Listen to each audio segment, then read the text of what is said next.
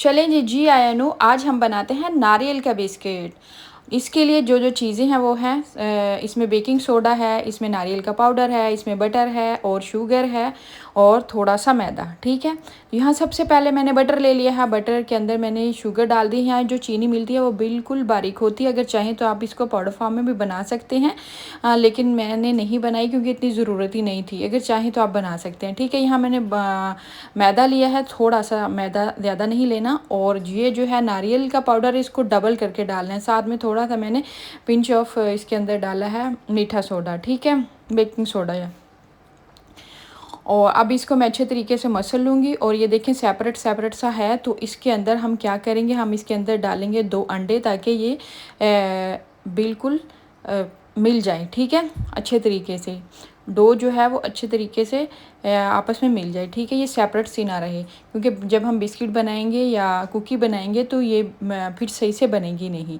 तो यहाँ मैंने इसकी एक डो बना ली है 2 अंडे डाल के, ताकि आपस में ये अच्छे तरीके से जो डो है वो रेडी हो जाए। और यहाँ हमने जो बिस्किट बनाने हैं या कुकी बनाने हैं, यहाँ मैंने ले ली है नारियल, ये देखें।